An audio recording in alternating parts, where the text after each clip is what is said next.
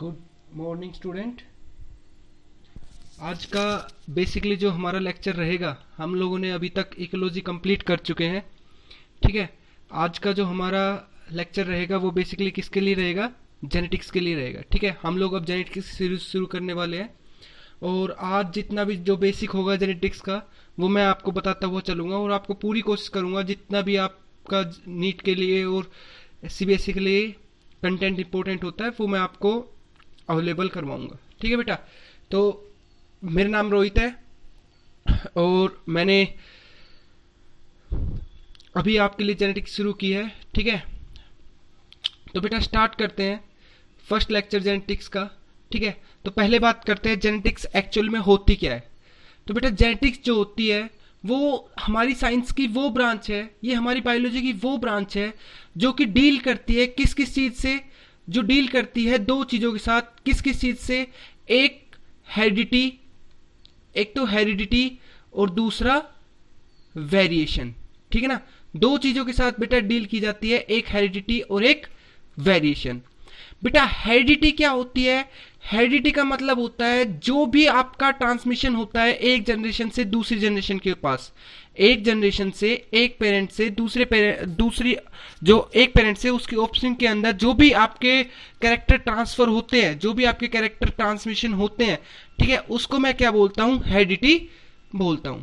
ठीक है बेटा, और अगर इन ट्रांसमिटेड कैरेक्टर्स में कोई चेंज आता है तो उनको मैं क्या बोलता हूं बेटा? वेरिएशन बोलता हूं। उनको मैं क्या बोलता हूं? वेरिएशन बोलता हूं। बेटा आप लोगों ने कई चीज देखी होगी, जैसे मान लो आप लोग ये देखते हो कि एक जो ह्यूमन बीइंग होता है उसके हमेशा ह्यूमन बीइंग होता है, उसका ऑप्शन भी ह्यूमन बीइंग होता है। ठीक है, तो बेटा ये क्या है? ये कैरेक्टर और ये ट्रेट पास हो रहे हैं, लेकिन बेटा कई बार क्या होता है बिल्कुल सेम टू सेम नहीं होते। हम कोई जैसे मान लो हमारे जो पेरेंट्स है हम उनसे बिल्कुल रिलेट थोड़ी ना करते हैं, कहीं ना कहीं उनमें चेंजेस है। तो बेटा हेरिडिटी के टाइम पे जो चेंज आते हैं उनको हम क्या बोलते हैं बेटा? वेरिएशन बोलते हैं। तो डिफरेंट इन द ट्रेट और characters between parent and offspring is known as variation. बेटा जो वेरिएशन होती है वो दो तरीके की होती है, एक होता है बेटा सोमैटिक वेरिएशन, एक होती है सोमैटिक वेरिएशन और एक होती है बेटा कौन सी? Genetic variation. दो तरीके की वेरिएशन, एक सोमैटिक वेरिएशन और एक जेनेटिक वेरिएशन। बेटा जो सोमैटिक वेरिएशन होती है ना वो कैसी वेरिएशन होती है? जो मैंने जन्म के बाद अपने इस लाइफ स्पान के अंदर ली और वो मेरी इस लाइफ स्पान के बाद यहीं पे ही रह गई। ठीक है ना, वो ना तो मेरे बच्चों में गई और ना ही वो मेरे पेरेंट के पास थी। कहने का मतलब ये है जो कैरेक्टर मैंने यहाँ पे आके सीखे, ठीक है ना, वो क्या है? मेरी सोमैटिक वेरिएशन है। आज जैसे मान लो मैं ये कहता हूँ कि मैं बहुत अच्छा प्लेयर हूँ क्रिकेट का, ठीक है ना, तो ऐसा जरूरी नहीं कि मेरा जो पेरेंट होगा वो भी एक अच्छा क्रिकेट प्लेयर हो, कि मेरे पेरेंट से ये चीज आई हो, ठीक है ना, और ये जरूरी नहीं कि मेरे बच्चों के अंदर भी ये चीज जाए। ठीक है, तो सोमैटिक वेरिएशंस कैसी होती है बेटा? जो कि आपकी ट्रांसमिटेड होना जरूरी नहीं है, जो कि ट्रांसमिटेड नहीं होती। ठीक है ना, ये बेटा आपकी बॉडी सेल्स में जो हमारे पास बेटा दो तरीके की सेल्स होती है हमारी बॉडी में, एक सोमैटिक और एक जेनेटिक। सोमैटिक सेल्स वो होती है बेटा जो ट्रांसमिट नहीं होती, ठीक है ना, एक सोमैटिक और एक जेनेटिक। सोमैटिक सेल्स वो होते हैं बेटा जो ट्रांसफर नहीं होती, जैसे हमारी कोई भी स्पर्म और एग को छोड़ के जो भी हमारी सेल्स है बेटा वो ट्रांसफर नहीं होती। स्पर्म और एग की जो सेल्स है बेटा वो ट्रांसफर होती है, जेनेटिक सेल्स है। तो बेटा अगर इनके अंदर कोई चेंज आता है तो ये जेनेटिक वेरिएशन होगी, और सारी चीजों के अंदर कोई चेंज आता है तो वो सोमैटिक वेरिएशन होगी। जेनेटिक कौन सी होगी? जो एग और स्पर्म के अंदर कोई चेंज आया, ठीक है ना, उनकी सेल्स में कोई चेंज आता है, उनके अंदर डीएनए आरएनए में कोई वेरिएशन आता है तो वो जेनेटिक। और सोमैटिक कौन सी होगी? जो इनके अलावा जो सेल्स बची वो कौन सी होगी बेटा? सोमैटिक। ये बेटा बॉडी की कोई भी सेल्स हो सकती है, नाइदर ट्रांसमिटेड, ठीक है, also known as acquired trait. Acquired trait हम क्यों कहते हैं बेटा? क्योंकि हमने इनको यहाँ पे आके एक्वायर किया है। कोई भी कैरेक्टर हमने जो यहाँ पे आके कैरेक्टर जो यहाँ पे आके हमने सीखा, जैसे मान लो मेरी हेड राइटिंग हो गई, ठीक है, मेरे मतलब कोई भी स्किल, जैसे मान लो आप लोग पिन्ना के अंदर मोस्टली इंडियंस गर्ल्स क्या करती है, जो हमारा ईयर पिन्ना होता है, ठीक है ना, यहाँ पे कान को बिंदवा लेती है, कान के अंदर छेद कर लेते हैं ना, लेकिन ऐसा तो नहीं बेटा कि उनके बच्चों के अंदर भी ये चीज जाए, ठीक है ना। तो इसलिए बेटा जो यहाँ पे आके जो वेरिएशन हुई है वो वेरिएशन जरूर नहीं है कि आपकी आगे पास हो। ठीक है ना। आप एक एग्जांपल दे रखा है, तो देखो अगर डॉग की आप बार बार उसकी टेल काट देते हो तो ऐसा नहीं है कि कुछ दिनों बाद वो बिना टेल का जो है वो आपका डॉग आ जाएगा, ठीक है। और जेनेटिक वेरिएशन कौन सी होती है बेटा, जो कि आपकी पास होती है, जो कि किस में होती है बेटा, रिप्रोडक्टिव सेल्स में होती है, स्पर्म में या एग में होती है। ये इनहेरिटेड कैरेक्टर होते हैं बेटा, ठीक है, इनहेरिटेड ट्रेट भी बोलते हैं, जैसे ह्यूमन हाइट, स्किन कलर, ठीक है, ये सारी चीज आपके इनहेरिटेड है। इसके अंदर बेटा एक साइंटिस्ट का नाम आता है बैटसन। जो बैटसन है बेटा, इसको हम लोग क्या बोलते हैं, इसको हम पेरेंट भी बोलते हैं, किसका, जेनेटिक्स का फादर भी हम लोग इसको बोलते हैं, क्योंकि इसने क्या दिया था, सॉरी फादर नहीं, इसने जेनेटिक्स की टर्म दी थी बेटा, फादर नहीं, इसने जेनेटिक्स की क्या दी थी बेटा, टर्म दी थी, जेनेटिक्स की इसने टर्म दी थी, क्या किसने दी थी बेटा, बैटसन ने, फादर तो बेटा मेंडल है, ठीक है। उसके बाद बेटा मैं बताता हूं कि एक्चुअल में जो आपकी वेरिएशन है वो कहां आई। देखो इस अर्थ के ऊपर, अर्थ से लेके क्रोमोसोम की अगर मैं बात करता हूं, सॉरी, अर्थ से लेके क्रोमोसोम की अगर मैं बात करता हूं तो बेटा अर्थ, ठीक है, अर्थ में हमारी कंट्री, कंट्री के अंदर हमारा टाउन, टाउन के अंदर हम लोगों की सेल, सेल के अंदर बेटा क्रोमोसोम प्रेजेंट होता है, क्रोमोसोम के ऊपर बेटा डीएनए होता है, डीएनए के ऊपर क्या होता है बेटा, आपका जीन होता है, और बेटा इसमें ही एक्चुअल में क्या होती है बेटा, वेरिएशन होती है, जब वो क्या होती है बेटा, पास ऑन होती है एक जनरेशन से दूसरी जनरेशन में। तो आप देख रहे हो कितना पॉइंट सोर्स है, इतनी बड़ी वर्ल्ड के ऊपर कितना पॉइंट सोर्स है वेरिएशन का, ठीक है ना, जो आपके ऑर्गेनिजम्स को बदल सकता है, ठीक है ना। वो आप देखो कहां से कंट्रोल हो रही है हमारी पूरा नेचर, ठीक है ना। देखो कहां अर्थ थी, अर्थ से कहां हम लोग एक माइन्यूट चीज पे आ गए, किस पे, जीन पे, जिसके अंदर चेंजेस होते हैं। तो देखो सेल, सेल के अंदर न्यूक्लियस, न्यूक्लियस के अंदर क्रोमोसोम, क्रोमोसोम के अंदर डीएनए, डीएनए के ऊपर क्या होते हैं बेटा, जीन होते हैं। हम लोग आगे जीन के बारे में पढ़ेंगे कि जीन होते क्या है एक्चुअल में, ठीक है। आप लोगों को इतना तो पता होगा कि जीन जो है वो ट्रांसफर होते हैं, ठीक है, ठीक है। उसके बाद बेटा बात करते हैं, उसके बाद बेटा बात करते हैं how genetics come in nature. जो जेनेटिक्स है वो इस नेचर के अंदर किस तरीके से आई, इस नेचर के अंदर जेनेटिक्स जो है वो किस तरीके से हमारे पास आई। देखो बेटा पहले के जो लोग थे उन्हें ये तो नहीं पता था कि जो कैरेक्टर है, ट्रेट है, जो भी जीन है, डीएनए है, ये जो है ये पास ऑन होते हैं एक जनरेशन से दूसरे जनरेशन में, ये चीज तो नहीं पता था। लेकिन बेटा उनका दिमाग तो खटक चुका था, उनके अंदर ये चीज तो आ चुकी थी कि कहीं ना कहीं कुछ तो होता है। जैसे मान लो इंडियन कल्चर है, इंडियन कल्चर के अंदर क्या होता था पहले कि एक हरिजन जो है वो हरिजन के साथ ही शादी करता था, शूद्र शूद्र के साथ शादी करता था, वैश्य वैश्य के साथ शादी करता था, क्षत्रिय क्षत्रिय के साथ, ब्राह्मण ब्राह्मण के साथ। ये सारी चीज हमारा इंडियन जो कल्चर है बेटा वो इस तरीके से डिवाइडेड था। अब बेटा इनके अंदर जैसे मान लो कोई भी, अगर कोई भी डिसीज आती है, किसी भी एक कास्ट के अंदर कोई भी डिसीज आती है, तो बेटा एक कास्ट के मोस्टली अगर कोई भी जेनेटिक डिसीज थी वो एक कास्ट को बेटा जरूर इफेक्ट करती थी। क्यों? क्योंकि आपस में ही शादी करते थे और वो जो कैरेक्टर है बेटा वो उन्हीं के अंदर घूमता रहता था। इस चीज को हम बेटा एक नाम और देते हैं, इनब्रीडिंग डिप्रेशन। क्या नाम देते हैं बेटा? इनब्रीडिंग डिप्रेशन, ठीक है ना। क्योंकि बाहर से तो आप कोई कैरेक्टर लेके नहीं आए हो जो उस कैरेक्टर को, जो उस डिसीज को दबा सके, ठीक है ना। तो इस वजह से बेटा क्या हुआ था कि लोग ये पहचानने लग गए थे कि हाँ, कि कोई ना कोई चीज ऐसी है जो इसी उसमें आपके रिप्रोडक्टिव सेल्स के थ्रू बेटा जो है इन्हीं उसमें फैल रही है, एक पर्टिकुलर कम्युनिटी को अटैक कर रही है, ठीक है, ठीक है बेटा। उसके बाद देखो कई पहले क्या होते थे, जैसे राजा महाराजा थे, ठीक है, किसी के राजा के अगर मान लो कोई डिसीज हुई, अब राजा ऐसा तो है नहीं कि किसी और कास्ट में शादी करता है, ठीक है, वो अपने क्षत्रिय कास्ट में शादी करता था, ठीक है। तो अब वो क्या था, अब वो क्या थी, वो डिसीज जो है वो उसके जो उसके ऑफस्प्रिंग होगी उसके अंदर, ऑफस्प्रिंग से अगली ऑफस्प्रिंग के अंदर, तो इस तरीके से मान लो डेथ भी हो जाती थी, बार बार डेथ हो रही है किसी भी पेरेंट की या ऑफस्प्रिंग की, ठीक है। तो वहां से आपका क्या है कि ये चीज आपकी लोगों ने ये जान लिया था कि हाँ, जो मतलब जेनेटिक्स कुछ ऐसी मतलब कोई चीज होती है जो मतलब एक ही उसको इफेक्ट कर रही है, ठीक है।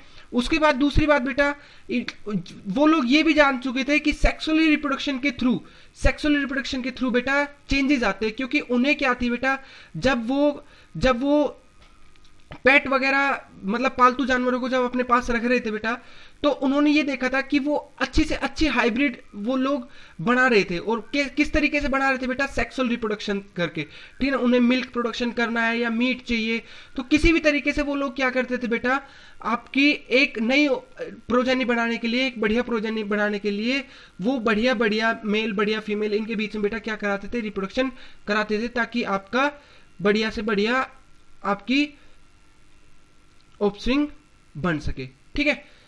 उसके बाद बेटा बात आती है कि डिफरेंट टाइप ऑफ थ्योरी। जब आपका एक इसमें आपका नाम है आपका मेंडल से पहले बेटा एक साइंटिस्ट है मेंडल, उसने क्या कहा था, उसने काफी अच्छी थ्योरी दी थी कि ये जीन ट्रांसफर क्यों होते हैं, ये किस तरीके से चलते हैं, ठीक है। हम लोग नेक्स्ट जो हमारा लेक्चर होगा वो पूरा मेंडल के ऊपर ही होगा, लेकिन उससे पहले बेटा क्या थ्योरी थी हमारी जेनेटिक्स से रिलेटेड, कौन कौन से बंदे आए थे हमारी जेनेटिक्स से रिलेटेड, ठीक है, हम लोग उनको पढ़ेंगे, ठीक है बेटा, हम लोग उनको देखेंगे, ठीक है बेटा। तो सबसे पहले अगर मैं बात करता हूं बेटा, तो हमारे पास एक बंदा है, कौन, पाइथागोरस। कौन बंदा है बेटा, पाइथागोरस। इसने क्या टर्म दी थी बेटा, इसने टर्म दी थी बेटा कौन सी, vapour and fluid theory. Vapour and fluid theory. इसने क्या कहा था बेटा, इसने ये कहा था कि इसने एक्चुअल में ये दी थी बेटा कब, 500 बीसी में, 500 बीसी के अराउंड इसने क्या कहा था, इसने अपनी थ्योरी दी थी। और इसने क्या कहा था बेटा, इसने क्या कहा था कि जब जो बेबी बन रहा होता है उस टाइम पे वेपर स्क्रीट होते हैं, जो उस टाइम पे बेटा वेपर जो है हर एक ऑर्गन से वेपर जो है बेटा वो स्क्रीट किए जाते हैं, ठीक है ना। और इसकी वजह से क्या होता है बेटा, आपका इंडिविजुअल बनता है। जब भी मदर के अंदर जो बेबी बन रहा होता है तो वो कैसे बनता है कि हर एक ऑर्गन से, मदर के हर एक ऑर्गन से वेपर स्क्रीट होते हैं, और वो वेपर क्या करते हैं बेटा, वो वेपर क्या करते हैं आपका बेबी बनाते हैं, वो वेपर आपके क्या करते हैं बेटा, बेबी बनाते हैं, ठीक है। उसके बाद बेटा एक थ्योरी आई थी आपकी पैनजेनेसिस। पैनजेनेसिस किसने दी थी बेटा, हिप्पोक्रेट्स ने, ठीक है, हिप्पोक्रेट्स क्या कहता था बेटा, हिप्पोक्रेट्स क्या कहता था कि हर एक जो भी आपका हिप्पोक्रेट्स क्या कहता था कि हर एक ऑर्गन से, ठीक है, हर एक ऑर्गन से जो मतलब थ्योरी ऑफ पैनजेनेसिस, हिप्पोक्रेट्स ने क्या कहा था कि जो एग होता है उसके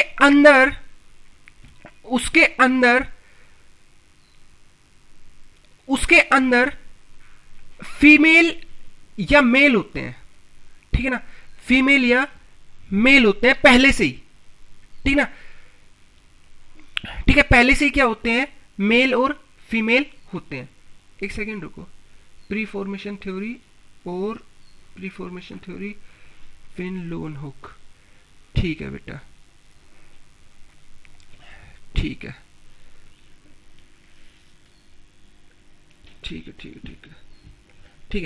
अब जो इसने क्या कहा था कि हर एक ऑर्गन से, इसने तो क्या कहा था, पाइथागोरस ने तो क्या कहा था कि हर एक ऑर्गन से क्या आता है बेटा, फ्लूइड आता है, ठीक है। और इसने क्या कहा था कि जो एग होता है, जो फीमेल होती है, इसके अंदर हर एक ऑर्गन से कुछ मटेरियल आता है। इसने ये नहीं कहा कि वेपर आता है, ठीक है ना, इसने ये कहा था, हिप्पोक्रेट्स ने क्या कहा था कि कुछ मटेरियल आता है जो क्या करता है, आपका बेबी की फॉर्मेशन करता है, ठीक है।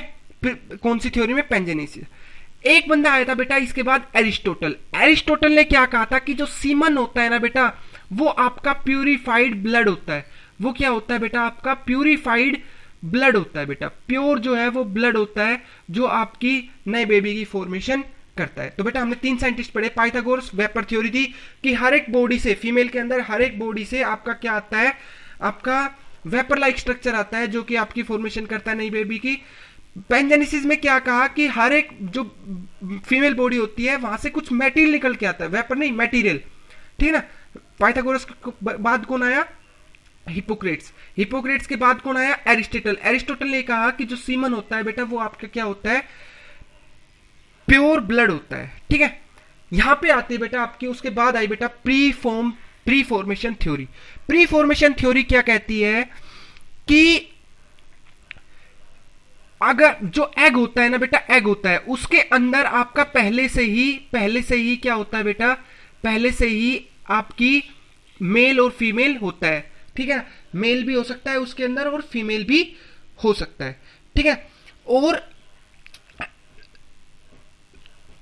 ठीक है ना, एक एग के अंदर पहले से ही क्या हो सकता है? मेल भी हो सकता है और फीमेल भी हो सकता है।